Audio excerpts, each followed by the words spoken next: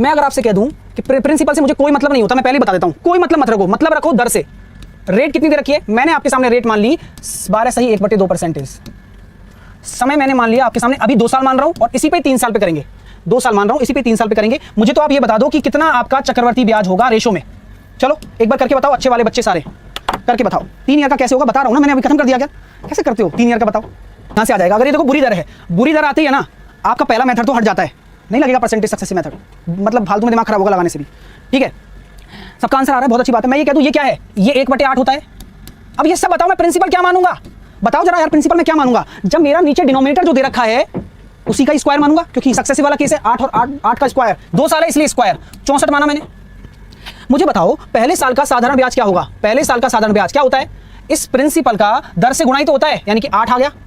और दूसरे साल का भी साधारण ब्याज समान रहेगा, क्योंकि साधारण ब्याज तो सिंपल इंटरेस्ट तो बराबर रहते हैं। लेकिन चक्रवर्ती ब्याज में ऐसा क्या है जो अलग बनाता है उसको? ब्याज के ऊपर ब्याज, यानी कि इस 8 के ऊपर भी उस रेट से जो कि 12.5% है, लेकिन है तो फ्रैक्शन में 1/8, उससे कितना लग जाएगा? 1 लग जाएगा। यानी कि टोटल मैं ये कह दूं आपसे, मैं आपसे बोलता हूं CI कितने अनुपात हो जाएगा? आप कह दोगे सर 8 और 8 16 और 1 17।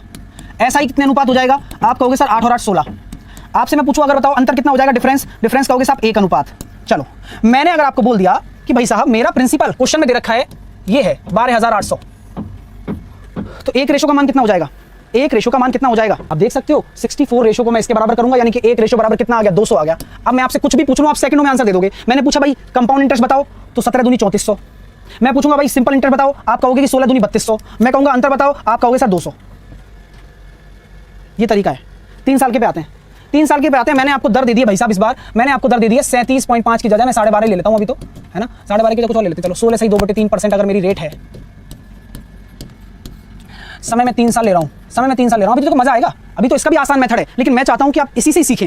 एक बार जब 2-3 बार क्वेश्चन करोगे ना, तो 2.5 साल, 2.25 साल, 2.25 साल सभी का इंटरेस्ट निकाल पाओगे। एक बार सीख लो बस इसको, और यही सबसे बड़ी चीज़ है। तो मैं आपसे कह दूं क्या कि यार ये दे रखा है मुझे को तो आप CI निकाल के बताओ रेशो में।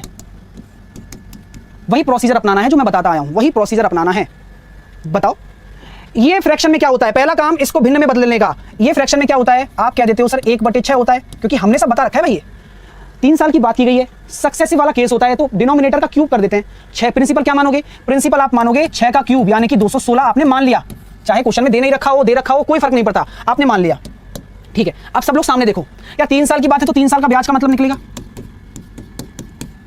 आपसे मैं पूछना चाहता हूं पहले साल साधारण ब्याज क्या होगा? पहले साल साधारण ब्याज क्या होगा? पहले साल साधारण ब्याज क्या होगा? हम ये कह रहे हैं सर क्या होता है? प्रिंसिपल का दर से गुणा ही तो होता है, यानी कि 36 हो जाएगा।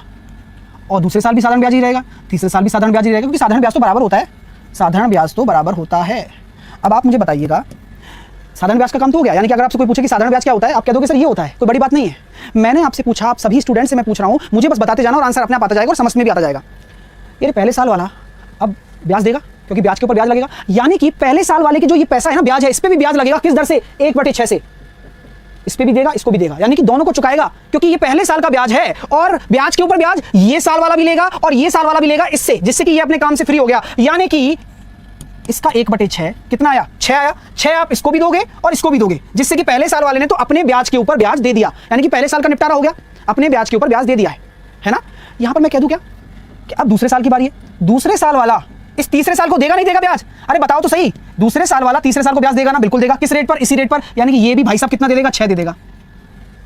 लेकिन दूसरे साल के पास ये 6 भी तो है, पाई का हिसाब होता है, पाई का, यानी कि ये 6 भी ब्याज देगा, जो कि कितना देगा? 1। किस पर? 1/6 पर देगा, तो 1 ही तो आएगा। तो कहने का मतलब ये है कि आपका टोटल चक्रवर्ती ब्याज क्या हो गया? 108 और 6 6 6 6 18 और 1 19। 108 और 19 कितना हो जाएगा? 127 रेशो। 127 रेशो। ठीक है, बस इतना सा बात है। यही कहना चाहता हूं कि ये देखो, और अब मैं आपको डायरेक्ट भी बता सकता हूं, जरा आ जाओ सब। क्या मैं ये कह सकता हूं कि आपने जो प्रिंसिपल 216 माना था, इसको 1/6 से एक बार गुणा कर दो, कितना आया? 36 आया। फिर 36 को इसके 1/6 से एक बार और कर दो, कितना आया? 6 आया। फिर 6 को 1/6 से एक बार और कर दो। अब पहला प्रश्न आपका ये होगा, सर आपने 3 बारी क्यों किया? क्योंकि 3 साल की बात कर रहा हूं, है ना? ये यहीं से आ रहा है, लोग इसको ट्रिक बना देते हैं। मैं ये कह रहा हूं, ये 36 कितनी बार आ रहा है? 3 बार। 6 कितनी बार आ रहा है? 3 बार। और 1 कितनी बार आ रहा है? 1 बार। तो हमेशा याद रखना कि 3 साल में आप ऐसे करोगे ना, तो 3 3 1 से गुणा कर देना और डायरेक्टली आपका आंसर आ जाएगा 127 कंपाउंड इंटरेस्ट, डायरेक्टली आ जाएगा। तो ये आप अपना सकते हो भाई, 3 3 1 का गुणा कर सकते हो। समझ में आ रहा है? अब एक लास्ट क्वेश्चन